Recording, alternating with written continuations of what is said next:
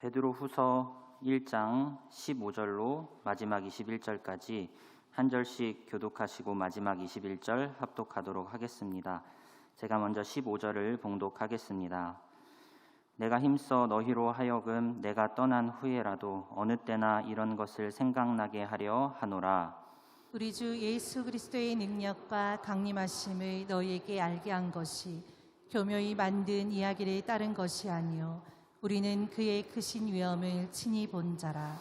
지극히 큰 영광 중에서 이러한 소리가 그에게 나기를 이는 내 사랑하는 아들이요 내 기뻐하는 자라 하실 때에 그가 하나님 아버지께 존귀와 영광을 받으셨느니라. 이 소리는 우리가 그와 함께 거룩한 산에 있을 때에 하늘로부터 난 것을 들은 것이라. 또 우리에게는 더 확실한 예언이 있어 어두운 데를 비추는 등불과 같으니 날이 새어 샛별이 너희 마음에 떠오르기까지 너희가 이것을 주의하는 것이 옳으니라. 먼저 알 것은 성경의 모든 예언은 사사로이 풀 것이 아니니. 함께 읽겠습니다. 예언은 언제든지 사람의 뜻으로 낸 것이 아니요 오직 성령의 감동하심을 받은 사람들이 하나님께 받아 말한 것임이라. 아멘.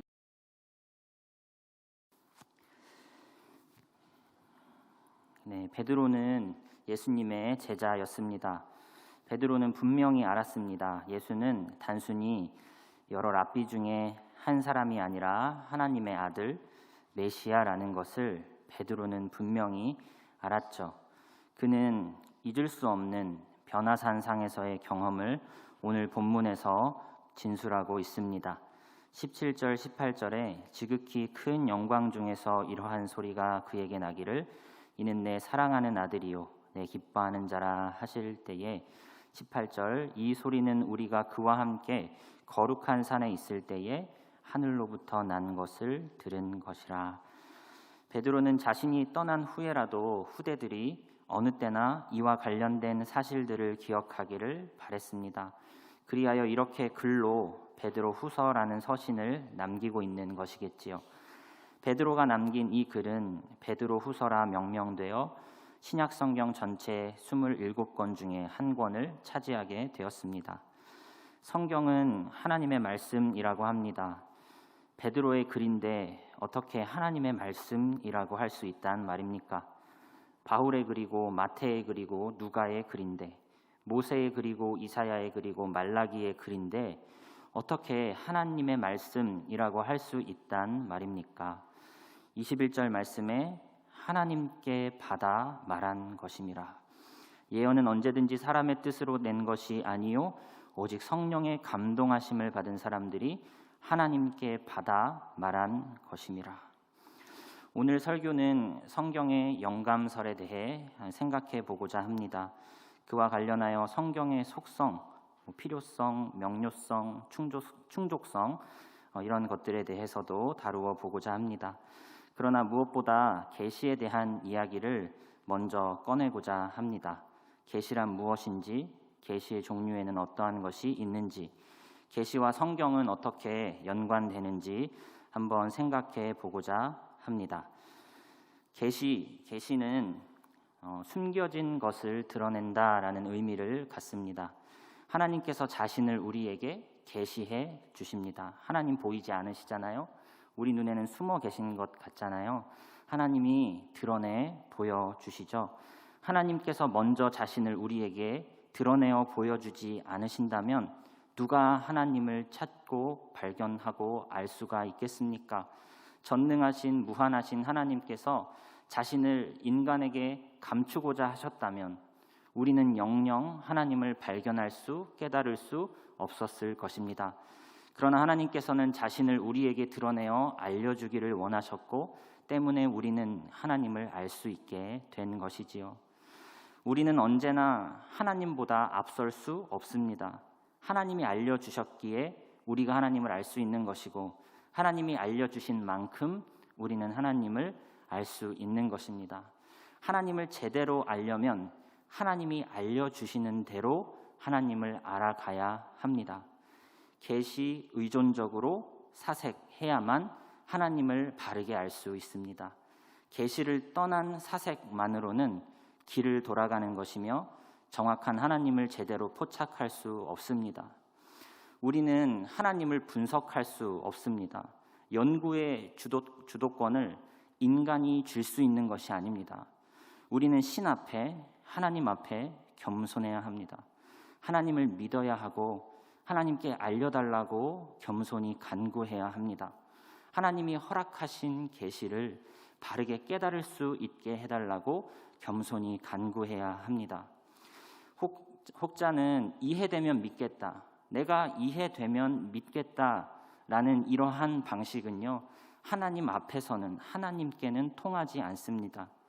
이해하기 위해서 믿어보겠다라고 하셔야 그나마 하나님을 이해할 수 있는 것입니다. 무한하신 하나님은 우리가 여느 학문에서 대하는 지식, 학문에서 만날 수 있는 지식의 대상과는 성격이 완전 다르죠. 내가 주도권을 쥐고 앞에다 놓고 분석하면서 알 수 있는 것이 아니라 이 무한하신 하나님이 나에게 보여주셔야만 내가 깨달을 수 있다는 겸손한 마음으로 하나님 믿겠습니다, 알려주옵소서라는 자세로 나아가야 한다는 것이죠. 믿음이 먼저입니다. 하나님을 알기 위해서는 먼저 하나님을 믿어야 합니다. 믿음 없이 하나님을 분석하겠다라는 자세는 오히려 우리를 미궁 속으로, 하나님을 부인하고자 하는 우리의 죄악된 성향으로 치우친 결론을 낳게 만들 것입니다. 겸손한 마음을 간구하십시오. 믿음을 달라고 먼저 하나님 앞에 간구하십시오. 그리고 계시 의존적으로 사색하겠노라고 결단하십시오. 말씀 의존적으로 생각하겠노라고 다짐하십시오. 말씀보다 앞서지 말고 말씀하시는 만큼 말씀하시는 대로 반응할 수 있게 해달라고 간구하십시오. 이것이 하나님을 알고자 하는 피조물로서의 마땅한 자세입니다. 믿음이 먼저여야 합니다. 계시의 종류는 전달 방식에 따라 2가지, 또한 전달받는 대상에 따라 2가지, 이렇게 총 4가지 종류로 구분할 수 있다고 합니다. 먼저 전달 방식에 따라 계시는 이 자연 계시와 초자연 계시로 구분할 수 있다고 하는데요. 그 앞전에 혹시 책 소개할 수 있을까요? 네. 오늘 설교는 저 2권의 책을 중점으로 이렇게 진행을 할 텐데, 특별히 장로교 기본교리 김광열 교수님이 쓰신, 오래전에 쓰신 책인데 저 책을 많이 참고하였습니다. 김광열 교수님 책에서 한 줄을 인용하여서 초자연 계시와 자연 계시를 조금 설명을 해보도록 하겠습니다. 초자연 계시란 자연 현상이나 인간의 구조를 통한 간접적인 계시가 아니라 하나님의 직접적인 말씀과 나타나심, 이적 등의 초자연적인 방법으로 계시하신 내용이다. 이 한 줄을 통해서 우리는 초자연 계시와 자연 계시, 자연 계시와 초자연 계시가 무엇인지 각각 알 수 있을 것 같습니다. 자연 계시란 자연 현상이나 인간의 구조를 통하여 주어지는 계시입니다. 자연 만물을 보면 하나님의 존재와 속성에 대해 어느 정도 깨달을 수가 있습니다. 자연 만물을 통해 우리는 신의 존재, 신의 지혜, 신의 위대함에 대해 어느 정도 깨달을 수가 있는 것이지요. 또한 하나님께서는 인간을 하나님의 형상대로 지으셨기 때문에 우리는 하나님을 인식할 수 있는 어느 정도의 능력을 갖고 있다라고 말씀드릴 수 있습니다. 인간은 분명히 유한하고 영원하지 못한 존재임에도 불구하고 인간 안에 깊은 갈망에는 영원을 사모하는 마음이 있죠. 하나님이 심으신 것이죠. 우리 안에는 하나님에 대한 갈망, 하나님이 계시하시면 깨달아 알 수 있는 능력, 우리는 하나님과 교제할 수 있는 하나님의 형상을 닮은 존재로 창조되었다라는 측면에서 우리는 자연 현상 그리고 인간의 구조를 통하여 하나님을 알 수 있다. 이것이 자연 계시입니다. 그러나 이것은 아까 문장을 다시 한번 보여주시겠습니까? 이것은 간접적인 깨달음입니다. 자연 계시는 간접적인 깨달음이래요. 자연 만물, 인간의 구조를 통해 하나님을 인식하는 것은 간접적인 계시라면 초자연적 계시는 직접적인 계시입니다. 초자연 계시란 하나님의 직접적인 말씀, 직접적인 나타나심, 이적 등의 초자연적인 방법으로 계시하신 내용을 말합니다. 여러분, 하나님께서 선악과를 따먹지 말라라고 명하신 것은요, 자연 계시일까요? 초자연 계시일까요? 네, 초자연 계시. 네, 죄를 짓기 전에 아담이요, 아무리 지혜가 온전하고 뛰어났다고 한들 자연 만물을 통해 하나님을 찬양할 수는 있었어도 선악과 저거를 먹으면 안 된다는 사실은 하나님이 알려주시지 않는 한 자연스럽게 깨달아지는 지식은 아니었을 것입니다. 하나님이 딱 지정하여 알려주셨어요. 선악을 알게 하는 이 나무는 먹으면 안 돼. 먹는 날에는 정령 죽으리라 말씀해 주셨습니다. 직접적인 말씀, 초자연 계시입니다. 초자연적 계시. 또한 계시는 자연 계시, 초자연 계시 이렇게 구분하기도 하지만 전달받는 대상이 누구냐에 따라서 두 가지로 또다시 구분이 되는데 일반 계시와 특별 계시로 구분하기도 합니다. 일반 계시는 대상이 창조하신 모든 인류를 대상으로 알려주는 계시인 반면에 특별 계시는 하나님의 선택받은 백성들만 대상으로 구원을 위해서 알려주는 계시라고 할 수 있습니다. 인간이라면 누구에게나 주어지는 계시는 일반 계시이고요, 택함받은 백성들에게만 구원을 목적으로 주어지는 계시가 특별 계시입니다. 일반적으로 사람들이 이렇게 생각합니다. 자연 계시는 일반 계시랑 통할 것 같고 초자연 계시는 특별 계시랑 통할 것 같다라고 생각할 수 있겠습니다만 꼭 항상 정확히 일치하는 것은 아니라고 합니다. 선악과를 먹지 말라라는 이 계시요, 초자연적 계시죠, 그죠? 초자연적 계시인데 타락하기 전에 주어진 계시였어요. 그러니까 아담이 먹고 나서 타락하고 나서 주신 계시가 아니라 구원과는 관련 없이 먹지 말아라는 엄중한 명령, 초자연적 계시기는 하였으나 구속적인 성격을 띠지 않았기 때문에 그것은 특별 계시는 아니었던 것이죠.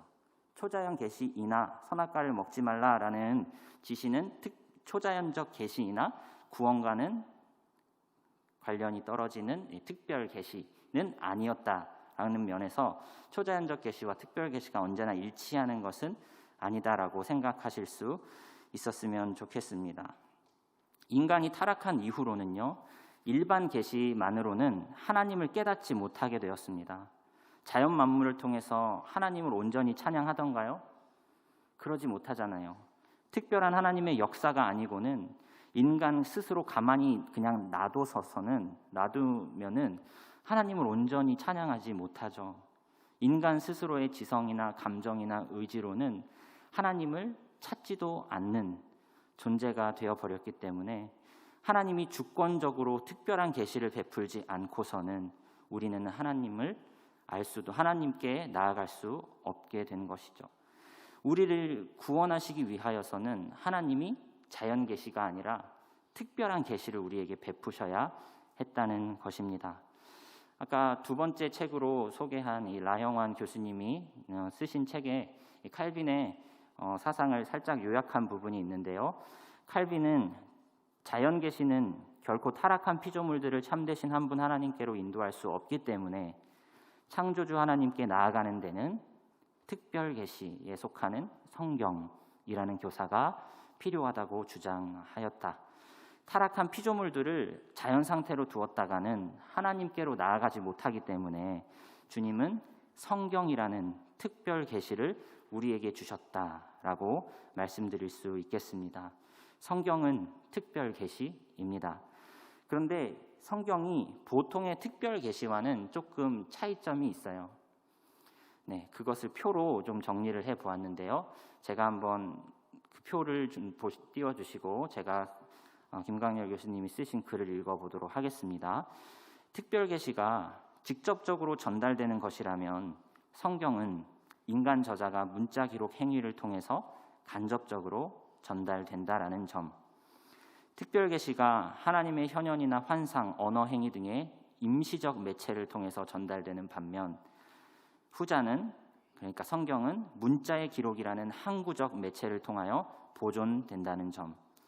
특별 계시는 하나님의 뜻이 그때마다 부분적으로 환상으로 이런 식으로 부분적으로 전달되는 반면 후자는, 성경은 하나님의 구원 계획이 종합적으로 전달된다는 점, 그리고 보통의 특별 계시는 제한된 수신자들만 받는 계시라면 성경은 전 인류를 대상으로 주어진다는 점 등에서 차이가 있다라고 할 수 있습니다.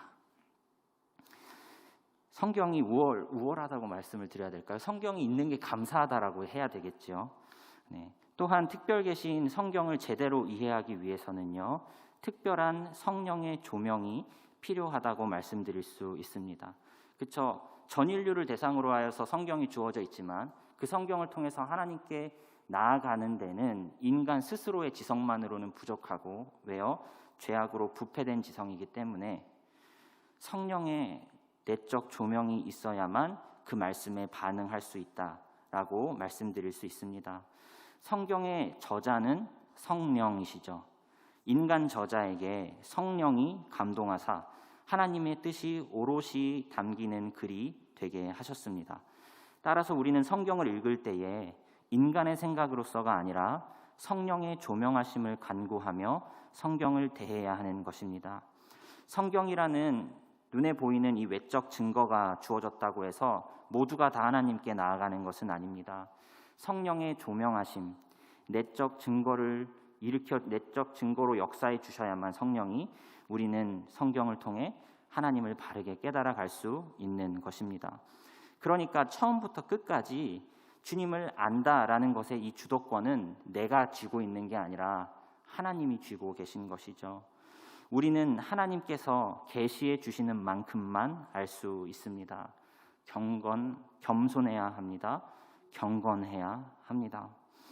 이제 성경의 속성에 대해 생각해 보고자 합니다. 일반적으로 성경의 속성들에는 아까 살짝 언급드렸듯이 필요성, 명료성, 충족성, 그리고 하나 더하여 성경의 신적 권위에 대해 생각해 보았으면 합니다. 첫 번째 속성, 필요성입니다. 성경의 속성들에 대한 논의는 종교개혁 시대의 상황 속에서 이해될 필요가 있다고 김광열 교수님 설명하시는데요. 당시 로마 가톨릭에서는 성경의 필요성보다는 교회의 필요성에 집착을 했대요. 교회의 권위가 성경의 권위보다 우위를 점했던 시대가 종교개혁 당시 로마 가톨릭의 모습이었다고 합니다. 성경 없는 것보다 교회 없으면 구원에 큰 타격을 입는다고 사람들이 생각했대요. 성경은 모르겠고 교회 없으면 구원에 큰 문제가 생긴다. 이와는 또한 극단적으로 제세례파에 대한 입장을 한번 읽어보셨으면 좋겠는데요. 책 43페이지에 제가 한쪽 부분을 인용해 보았습니다.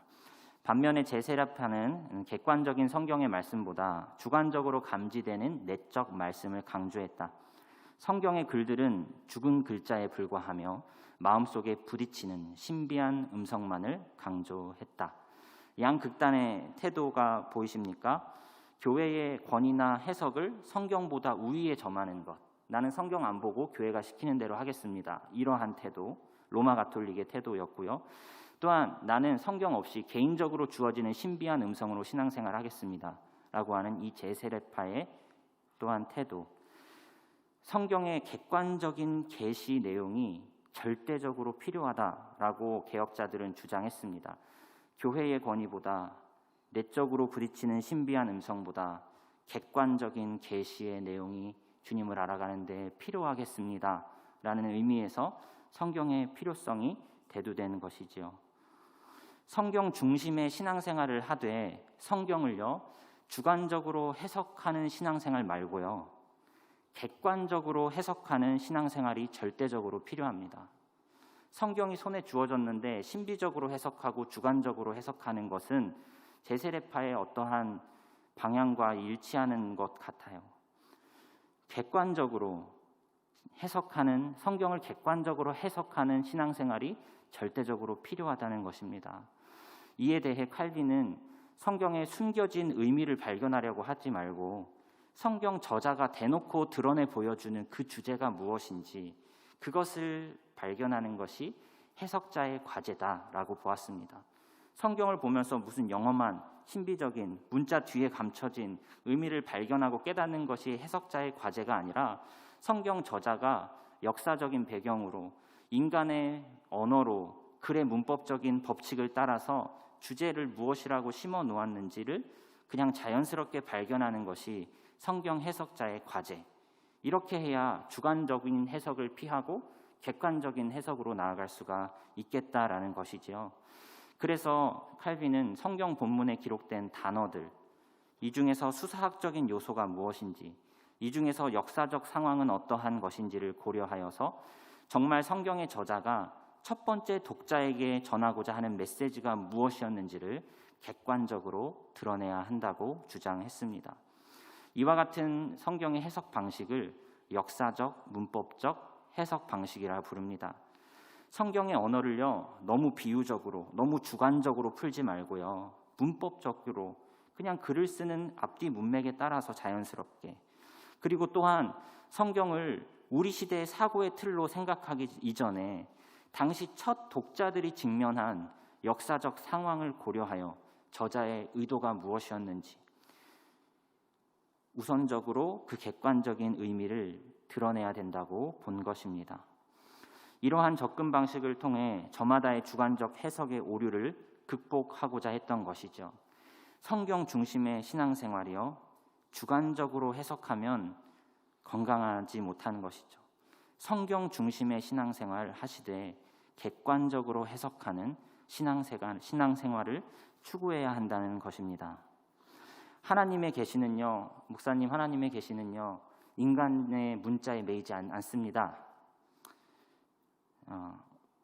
이 말은요, 하나님의 능력을 높이 찬양하는 듯한 말처럼 보이지만 가만히 생각해 볼 말입니다. 여러분, 그러면은 이 말은 어떻게 생각하시나요? 하나님의 계시는요, 꼭 예수 그리스도에게만 매이지 않습니다. 네, 위대한 하나님이시죠. 네, 하나님의 계시는 성경에만 매이지 않습니다 라는 말과 하나님의 계시는 꼭 예수 그리스도에게만 매이지 않습니다 라는 말은 큰 차이가 없는 말이라 생각이 됩니다. 하나님은 자신의 무한함을 유한한 인간이 알도록 하기 위해서 유한한 인간의 문자로 유한한 인간의 몸을 입으사 자신을 온전히 충분히 계시해 내시는 분이십니다. 오직 우리의 신앙생활 그리스도에게 매이고 오직 우리의 신앙생활 성경에 붙들린 바 되는 것이 하나님이 원하시는 신앙생활이다 감히 말씀드릴 수 있겠습니다. 따라서 우리는 성경 외에 다른 계시는 구하지 않아도 된다라고 생각하실 수 있어야 하겠습니다. 성경을 붙잡고 성령의 조명하심을 간구하며 충분한 하나님의 뜻을 풍성하게 헤아려 가시는 저와 성도님들 다 되셨으면 좋겠습니다. 기록된 말씀이 필요하다. 이게 성경의 필요성입니다. 그리고 이 기록된 말씀을 객관적으로 해석해야 된다. 성경의 필요성과 관련하여 드린 말씀이었고요. 두 번째 속성은 명료성입니다. 중세 가톨릭에서는 성경만으로는 구원의 진리가 평신도들에게 명료하게 제시되지 못할 것이다. 교회가 중간에 무한 해석을 들려주어야만 성도들이 그것을 통해서, 교회를 통해서 구원의 진리를 명확하게 알 것이다. 여러분, 이에 반하여 개혁자들은 무엇이라고 주장했냐 하면요, 구원에 필요한 지식은 누구에게나 단순히 전달되므로 성령이 역사해 주시는 한 교회의 중간자적인 해석이 없어도 진리는, 구원에 관한 진리는 성경을 통해 명료하게 전달된다라고 강조하였습니다. 교회야, 네가 나서지 않아도 예수 믿으면 구원받는다는 진리는 어려운 진리가 아니야. 누구나 다 성경을 보면 알 수 있는 명료한 진리이지. 구원에 관한 진리에 대하여 명료하다라는 것이죠. 물론 성경의 여러 부분들이 쉽게 이해되지 않는 부분들이 많다는 것은 사실입니다.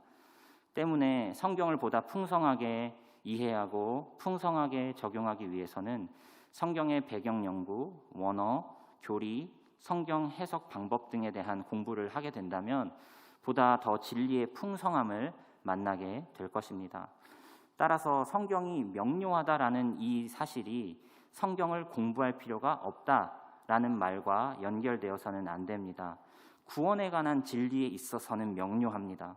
성경의 구원에 관한 진리는, 성경이 말하는 구원에 관한 진리는 남녀노소, 신분이나 지위 혹은 학벌의 차별 없이 단순하고도 명백하게 누구나 성경을 대하면 성령의 역사하심을 따라 예수 믿으면 구원받는구나 라는 사실을 명료하게 알려준다는 것이지요. 성경의 속성 세 번째, 충족성입니다. 이는 성경이 신자의 구원과 신앙생활을 위한 충분하고도 온전한 지침이다 라고 보는 것이죠. 우리가 신앙생활을 온전하게 하기 위해서 교회가 세운 전통들, 구전들의 내용이 보충되어야 한다거나 개인적으로 받은 신비한 음성이 있어야 신앙생활을 잘할 수 있다라고 보는 입장은 성경의 충족성을 거부하고 있는 것이다라고 말씀드릴 수 있습니다. 물론 성경의 충족성이라는 것이 성경이 모든 문제에 대한 해답을 줍니다라는 의미는 아닙니다. 성경이 침묵하고 있는 문제들도 있어요. 성경의 충족성이란 성경이 모든 문제에 대한 해답을 갖고 있다라는 의미라기보다는 신자로서 이 세상을 살아가는 데 있어서 필요한 하나님의 뜻을 성경은 지금 충분히 제시해주고 있습니다. 성경이 감추는 것은 알지 않아도 되기 때문에 감추어진 것이다 라고 생각할 수 있어야 한다는 것이죠. 신앙생활에 충분한 지침을 주셨다, 성경이면 충분하다라고 말할 수 있어야 한다는 것입니다. 성경 이외에 하나님의 뜻을 보다 쉽게, 성경 이외에 하나님의 뜻을 보다 분명하게 계시해주는 다른 것은 우리에게 주어지지 않았습니다. 우리는 성경으로 만족해야 합니다. 성경이면 충분합니다. 성경 이외에 신앙생활을 보다 잘할 수 있게 하는 다른 비법이 있지 않습니다.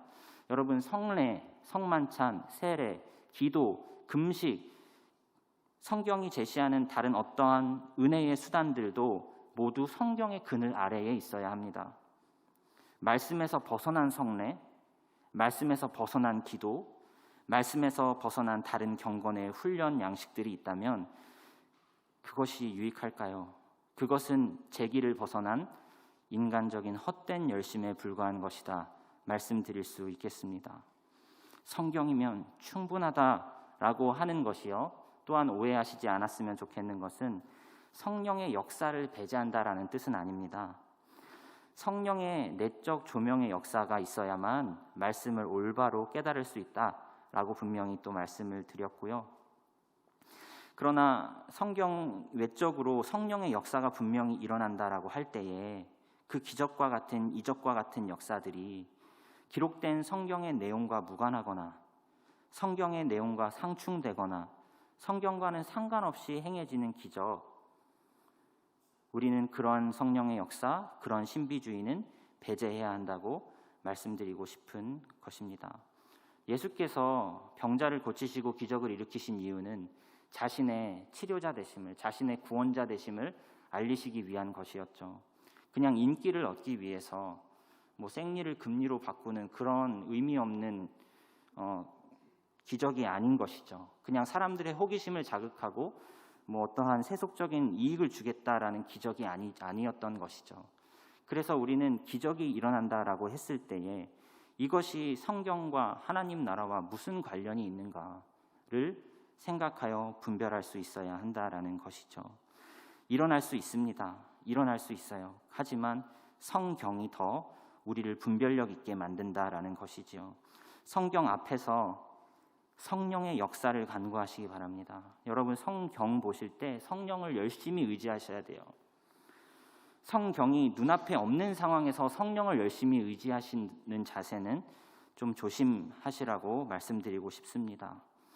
또한 저는 우리의 말의 표현이 중요하다고 생각합니다. 어떠한 일을 시급히 분별해야 하는 상황에서 성령님 지혜 주세요 라고 간구할 수 있습니다. 실제로 그렇게 기도하고 나니까 예상치 못한 지혜가 순간 떠올라서 그 일들을 잘 처리할 수 있게 되었다라고 해봅시다. 성령님 지혜 주신 거 맞고, 하나님이 내 안에 말씀 주신 거 맞고, 하나님 나에게 음성 들려주셔서 그 일을 잘 처리할 수 있었다. 이렇게 표현해도 크게 틀린 표현은 아니겠습니다만, 이것이 성경의 충족성을 해하는 신비주의와 아주 깊이 연관된 표현이에요. 이러한 표현을 피하고 그냥 단순하게 하나님 오늘 함께 해주셔서 감사합니다. 하나님 감사합니다. 라는 표현 정도로 했으면 좋겠습니다. 하나님 오늘 이 사람과의 만남을 잘 마무리할 수 있게 해주셔서 감사합니다. 하나님 이 사람과의 대화 속에서 하나님 함께 해주셔서 감사합니다. 이렇게 표현하면 이 정도의 표현으로 만족하셨으면 좋겠습니다. 너무 디테일하게 내가 그 순간 이렇게 기도했더니 이런 말이 생각나게 하셔서 이렇게 말해서 일이 잘 마무리되었다 라고 하는 식의 표현이나 간증들은 여러 가지 신학적 오해를 낳거나 신앙의 건강함을 오히려 해칠 수 있기 때문에 그러한 표현은 삼가시라고 말씀드리고 싶습니다. 그처럼 디테일한 표현들이 하나님의 역사를 더욱더 증명하고 높이는 것처럼 보일 수 있으나 오히려 멀리 내다보면 말씀의 충족성에 대해서는 미온적이게 하고 오히려 성경 외에 추가 계시의 가능성을 여는 이 사고방식과 연결이 될 수 있기 때문에 이러한 표현들은 피하는 것이 좋겠다고 말씀을 드리는 바입니다. 성경의 속성 중 마지막 네 번째로 성경의 신적 권위에 대해 생각해 보고자 합니다.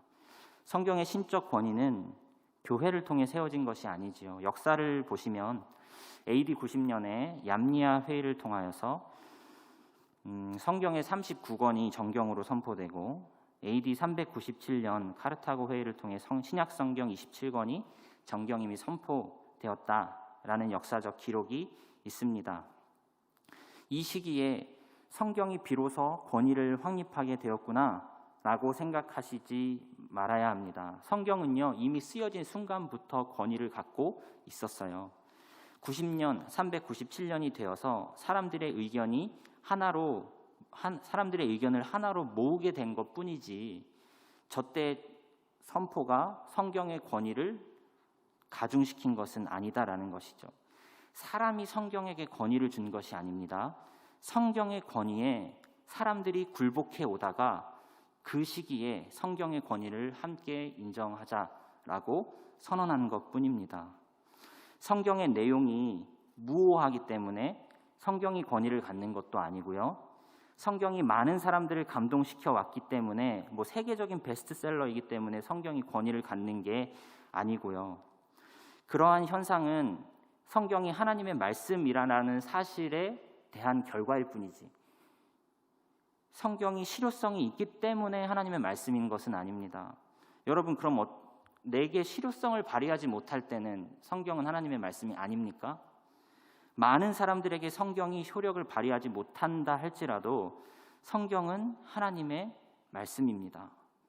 하나님의 말씀인 것을 어떻게 알 수 있습니까? 그러면 성경이 하나님의 말씀인 것은 성경이 자신을 하나님의 말씀이라고 말하기 때문에 하나님의 말씀입니다. 이렇게 말을 하면 순환 논리 이렇게 반론이 들어오지요. 성경이 믿을 만하다라는 사실을 어떻게 알 수 있느냐는 말에 성경이 그렇게 말하고 있기 때문입니다 라고 말하면 순환 논리 아니겠습니까? 맞습니다. 순환 논리. 그러나 여러분 궁극적인 사실은 순환 논리적 성격을 띱니다. 여러분 우리는 성경을요 어떻게 생각하냐 하면 모든 사실과 진리 판단의 최종적 기준으로 성경을 여겨요. 모든 사실과 진리 판단의 최종적 권위를 성경에 둡니다.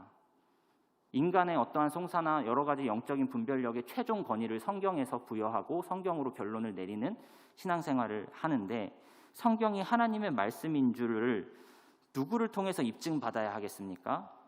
진리 판단의 최종 기준인 무엇이요? 성경이요. 성경이 최고의 권위를 갖는 것을 다른 권위를 빌어서 증명한다면 몇 년 전에 어떤 박사가 말했다더라 이렇게 해버리면 성경의 권위가 그 사람에게서 나오는 것이죠. 이는 성경이 최고의 권위를 갖는 것을 성경으로 증명하는 것, 이거는 말도 안 되는 논리적 장난이 아니라 합리적인 귀결입니다. 성경을 최고의 권위이기 때문에 최고의 권위가 성경을 인정한다. 이렇게 말할 수 있는 것이죠. 이제 영감에 대해서 조금 생각해 보고자 합니다. 영감에 관한 두 가지 대표적인 말씀들이 있습니다. 디모데후서 3장 16절, 모든 성경은 하나님의 감동으로 된 것으로, 이런 표현이 있고요. 베드로후서 1장 21절, 오늘 함께 읽기도 하였는데요. 예언은 언제든지 사람의 뜻으로 낸 것이 아니요 오직 성령의 감동하심을 받은 사람들이 하나님께 받아 말하는 것이다. 여러분, 디모데후서 3장 16절, 모든 성경은 하나님의 감동으로 된 것으로 라는 구절을 보면서 이런 반론을 제기하는 사람이 있다고 합니다. 디모데후서가 쓰여질 당시의 모든 성경이라 함은 구약 성경만 지칭하는 것이지요. 신약 성경이 지금 쓰여지고 있지 않습니까? 모든 성경은 하나님의 감동으로 된 것이라고 했을 때는 일단은 구약 성경만 표현하고 있는 것입니다. 라고 반론을 제기하면서 신약 성경이 하나님의 감동으로 된 것인지는 성경의 어디를 보고 증명하겠습니까? 라고 반론을 제기하기도 하지요. 일리 있는 반론입니다. 우리는 이에 대하여 다음과 같이 대답해 볼 수 있을 것입니다. 첫 번째, 신약 성경의 저자들은요, 구약 성경을 하나님의 말씀으로 인정합니다. 아, 구약 성경을 보니 하나님의 말씀이구나 라고 하나님의 말씀을 분별할 수 있는 안목을 가진 신약 성경의 저자들이요, 자신의 글을 쓸 때에 이것은 사람의 말로 된 것이 아니요 하나님의 뜻을 받아 쓴 글이다 라고 해버려요. 네. 그리고 나서는 자신의 글만을 자기 하나님의 글이다라고 스스로만 고백할 뿐만이 아니라 신약 성경의 저자들 서로가 바울의 글은 하나님의 글이다, 이런 식으로 서로를 인정하는 대목이 나온다라는 것이죠. 일단 이것과 관련하여서 두 가지 근거 구절을 살펴보겠는데, 디모데전서 5장 18절에 한번 같이 읽어주시겠습니까? 5장 18절 시작. 성경에 일러스되 곡식을 밟아 떠는 소의 입에 망을 씌우지 말라 하였고 또 일꾼이 그 삭슬 받는 것은 마땅하다 하였느니라. 여러분, 이 말씀이 특이한 이유 중에 하나는요, 파란색 부분은요 신명기 25장 4절을 근거로 한 말씀이고요, 빨간색 글씨로 표기한 저 부분은 누가복음 10장 7절을 근거로 한 말씀입니다. 신약 성경의 저자 디모데 전서를 쓰고 있는 바울은요, 성경에 일러스데라고 표현하면서 구약 성경 하나 인용, 신약 성경 하나 인용하면서 저것도 하나님의 말씀임을 증명하고 선포하고 있다라는 것이죠. 이미 신약 성경이 쓰여지고 있는 당시에도 어떤 책이 하나님의 글인지 하나님의 말씀인지를 분별하는 인식이 있었다라는 것이죠. 베드로후서 3장 15절 16절에도 이런 말씀이 있는데 우리 한번 같이 읽어보시겠습니까? 시작. 또 우리 주의 오래 참으심이 구원이 될 줄로 여기라. 우리가 사랑하는 형제 바울도 그 받은 지혜대로 너희에게 이같이 썼고 또 그 모든 편지에도 이런 일에 관하여 말하였으되 그 중에 알기 어려운 것이 더러 있으니 무식한 자들과 굳세지 못한 자들이 다른 성경과 같이 그것도 억지로 풀다가 스스로 멸망에 이르느니라. 파란색은 같은 연관이 있다라고 생각해서 제가 파란색으로 표시해 보았습니다. 바울, 모든 편지, 그것, 다른 성경과 같이 바울의 편지를 풀다가 스스로 멸망에 이른다. 바울의 편지를 어떤 급의 권위로 여기고 있습니까? 베드로가 다른 성경과 같은 급으로 여겨주고 있습니다. 397년의 카르타고 회의에서 신약 정경 27권을 인정하기 전이라 할지라도 성경이 쓰여지고 나서 각각의 저자들은 무엇이 하나님의 말씀인지를 분별할 수 있는 그런 분별력이 있었다라는 것을 우리는 인정해야 할 것입니다. 마지막 파트로 성경의 다양한 영감서를 정리해보고 말씀을 마무리해보도록 하겠습니다. 성경의 영감, 하나님의 영감을 받아 기록된다라고 했을 때 여러 가지 견해들이 제시가 됩니다.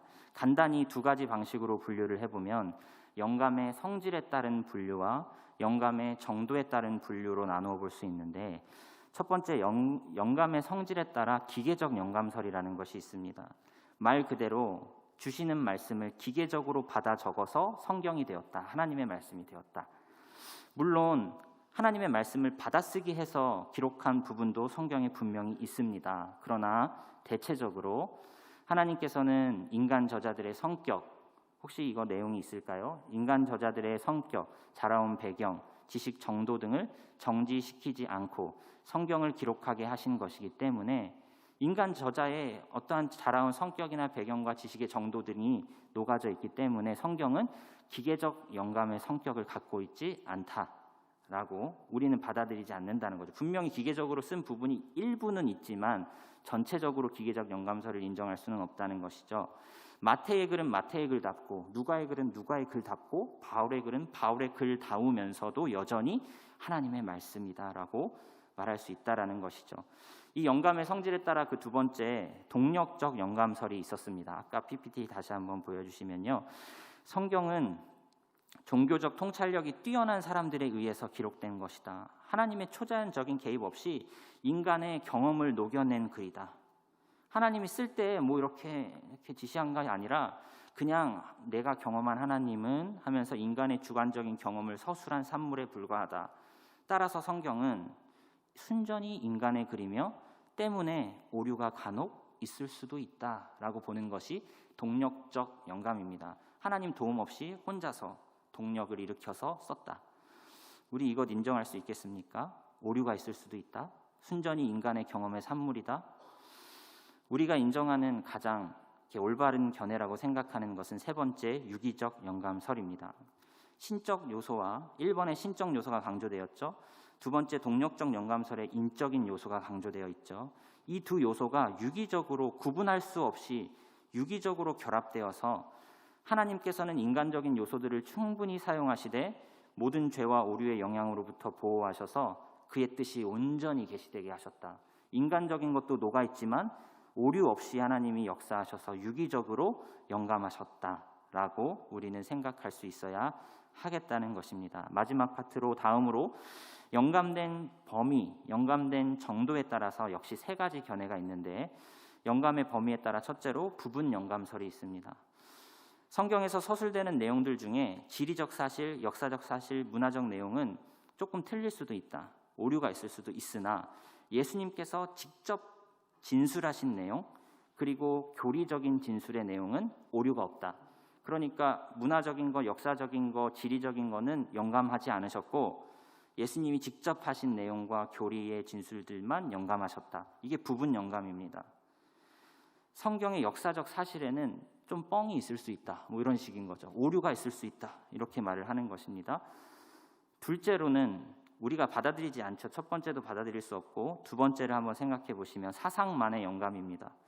모든 단어 하나하나가 영감된 것은 아니고 전체적으로 그냥 핵심적인 결론과 사상에 오류가 없다라는 정도로 받아들여야 한다는 것이죠. 그러니까 단어의 오류의 가능성은 인정하자.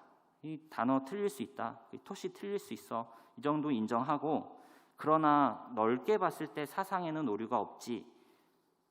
여러분 가만히 생각해 보시기 바랍니다. 어느 단어가 오류의 단어인지를 누가 분별하겠습니까? 내가 분별하는 거죠. 아, 이건 말도 안 되는데 이 단어 중에 오류가 있을 거야. 이 문장 중에 단어에 오류가 있을 거야. 여러분 그렇게 의심하기 시작하면 성경의 권위가 어떻게 되겠습니까? 단어에 오류가 있을 수 있는데 단어가 전달하는 사상은 오류가 없다? 우리는 이렇게 생각하지 않습니다. 사상의 내용과 그 사상을 뒷받침하는 단어들을 서로 분리하여 생각할 수 없다는 것이죠. 단어의 오류 가능성을 인정하면 사상의 오류 가능성도 인정해야 되는 것이죠. 그래서 우리는 세 번째로 무엇을 주장합니까? 단어 하나하나 영감되었다. 모든 글자 하나하나 완전 축자 영감설을 주장하여서 그 단어가 드러내는 사상에도 온전히 오류가 없는 하나님의 영감으로 기록된 하나님의 말씀이다 라고 우리는 결론 내릴 수 있다는 것이죠. 말씀을 정리하겠습니다. 성경은 하나님의 말씀입니다. 인간의 문자라는 자연스러운 방식을 통해 우리 구원을 위하여 특별히 베풀어 주신, 계시해 주신 하나님의 말씀입니다. 성경을, 즉 이 계시를 바르게 이해하기 위해서는 일단 계시의 주인이신 하나님에 대한 믿음이 선행되어야 합니다. 우리는 겸손한 마음으로, 경건한 마음으로 말씀 앞에 서는 삶을 살아야 할 것입니다. 성경이 우리에게 감동을 주기 때문에 하나님의 말씀이 아니요, 우리에게 싫은 소리를 하고 우리를 책망하는 말씀을 하고 우리에게 이해가 안 되는 말씀을 주실 때도 여전히 하나님의 말씀입니다. 내 안에 부딪혀 올 때만 하나님의 말씀에 권위가 생기는 것이 아니라 66권 전체가 하나님의 말씀입니다. 성경에 어려운 말씀도 많이 있지만 구원과 관련해서는요, 남녀노소 누구나 명료하게 깨달을 수 있다는 점에서 성경은 명료합니다. 성령께서 우리의 죄악된 본성을 몰아내사 명료한 진리를 명료하게 반응하도록 역사해 주실 때 우리는 성경이 명료하구나 깨닫는 것이죠. 여러분, 예수 믿어 구원받는다라는 지식이요 명료합니까? 안 믿는 사람한테는 하나도 안 명료합니다. 네, 하나도 안 명료해요. 성령의 역사가 있어서 우리의 죄악된 지성과 우리의 죄악된 감정을 뒤엎으셔야만 이게 명료해지는 것이죠. 명료한 진리가 깨달아지지 않으면 성경이 문제입니까? 내가 문제입니까? 네. 성령의 은혜를 간구해야 할 것입니다. 성경은 충분합니다. 성도가 하나님의 뜻대로 살아가도록 하는 데 있어서 성경은 충분한 지침을 주고 있다. 성경 외에 다른 계시를 찾지 말아라. 우리의 언어 생활에 있어서라도 신비주의적인 표현을 삼가고 성경, 하나님의 말씀으로 만족하는 신앙의 방향을 추구하시기 바랍니다. 성경 중심의 신앙생활은요, 객관적 성경 해석을 기반으로 하는 신앙생활입니다. 성경을 펼치되 맨날 주관적으로 해석하여서 주관적인 해석에 도취되어서 그렇게 하는 신앙생활은요, 사사로이 성경을 푸는 행동입니다. 그것을 우리는 경계해야 합니다. 역사적, 문법적 접근 방식을 통해 저자의 원래 의도가 무엇인지 자연스럽게 파악하고 그 객관적인 핵심의 메시지를 우리의 삶에 성령의 능력으로 적용할 수 있으시기를 간구해야 할 것입니다. 건강한 신앙생활이요, 강건한 신앙생활, 그런 거 있어요. 건강한 신앙생활, 강건한 신앙생활, 성장이 있는 신앙생활, 고난을 이기는 신앙생활, 교회를 사랑하는 신앙생활, 형제를 사랑하는 신앙생활, 그 힘이 어디서 나오겠습니까? 말씀에서 나옵니다. 말씀 위에 굳게 서는 저와 성도님들의 복된 신앙생활 다 되시기를 주님의 이름으로 축복합니다.